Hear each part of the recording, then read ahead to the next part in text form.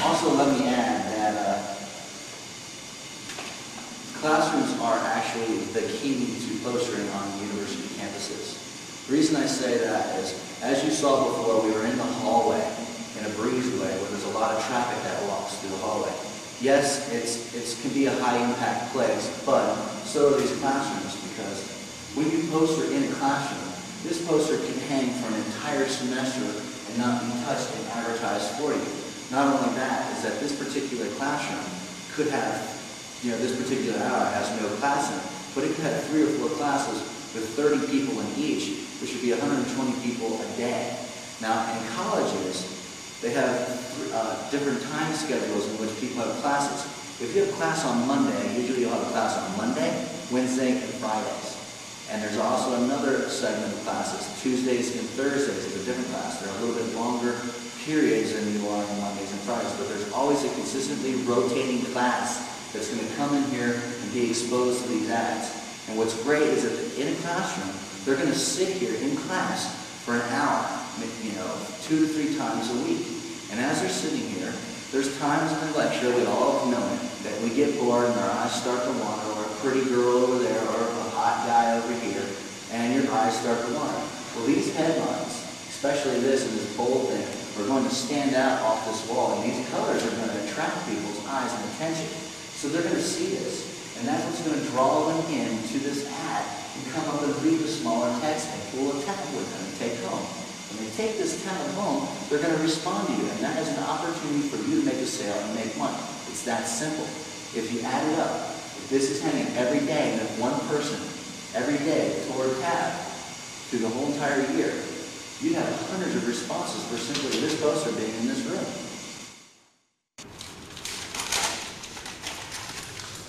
All right, we're in the classroom now.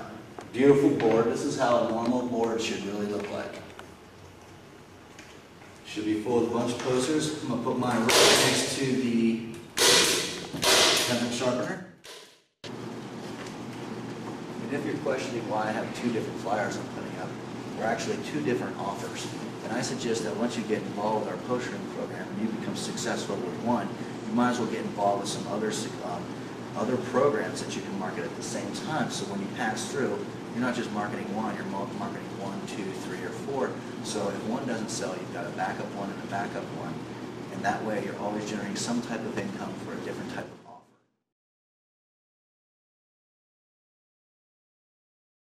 This example here, we has used Scotch tape and taped it around the edges of this poster in several locations to make sure that it is, firmly to the wall. And of course, they have a little flyer here for you to pull. Now, if I were to pull a flyer, it's going to stay on, and that's what you want to do. You want to make sure that you can tug it a little bit, that your poster's going to stay on and not get pulled off the wall by the first person who walks up and pulls a tab. So this is where tape comes in, Scotch tape for putting up a poster where a place where you'd want to put one up, but you can't.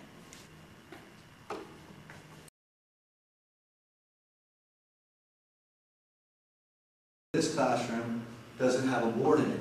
So in this case, an old trick of the postering master would go up to a blackboard like this, and if you can see that there's an opportunity here that still exists even if there's not a corkboard on the wall. Usually, a lot of blackboards have a thin strip across the top of each blackboard. Be it an inch or a half an inch, quarter inch, whatever, it's still a corkboard that you can attach posters to. So anyway, you're going to go up to the strip and you're going to go way off to the side because you don't want to get in the way of the professor when he's writing across the board because he'll just end up ripping it down.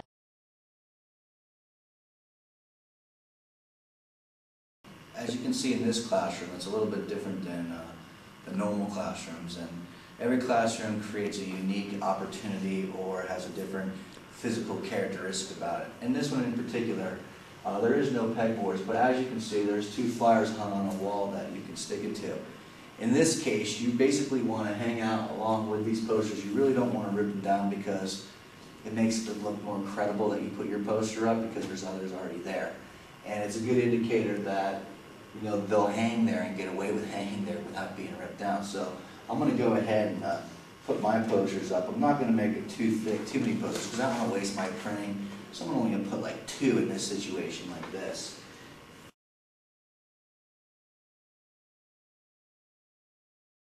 This is, going back, this is relatively a pretty good area to put up the posters, because obviously you can see lockers and people have to come here every day.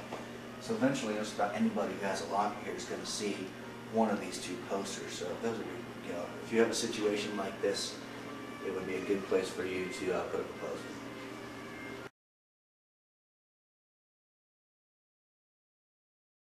Some stairs. Stairs are a perfect opportunity to put posters up because a lot of people have to use them to get to different levels to get to class.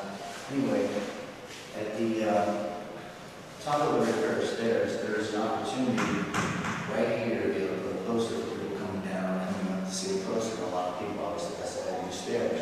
So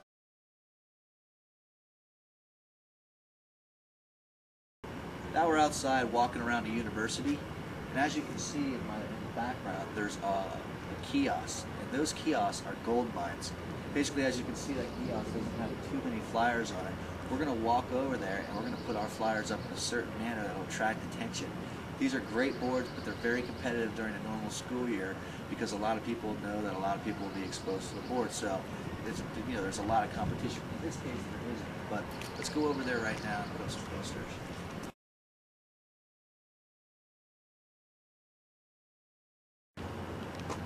And we're going to put our posters up in a certain manner here that will attract attention from a long distance, because you can obviously see this board from a long distance when you're walking. So a little poster like this from more than 20 feet away might not be visible, but this way, the way we're going to do it, I'm going to show you, you'll be able to spot it from 50, 100, 200 feet away if it catches your eye. But I'm going to go ahead and do what we call a blockbuster. Basically, the concept is like a movie poster. It's nice and big, catches your attention. So what we're going to do is use 4 posters side by side, 4 blocks and quarters, and create one big sign with 4 different signs with a lot of responses to pull.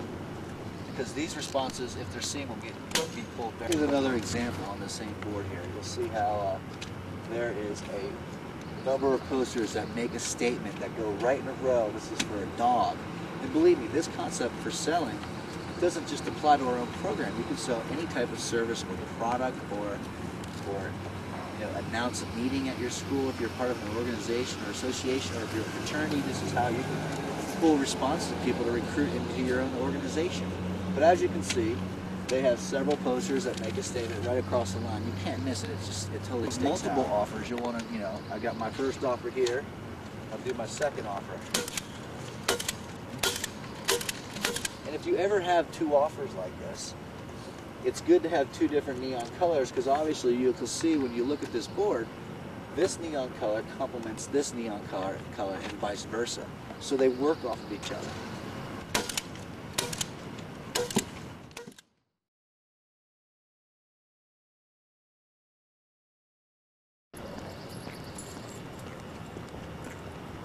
As you can see, we are watching this one student right now from afar who sees our posters at the bulletin board and has drawn them in to see what our offer is.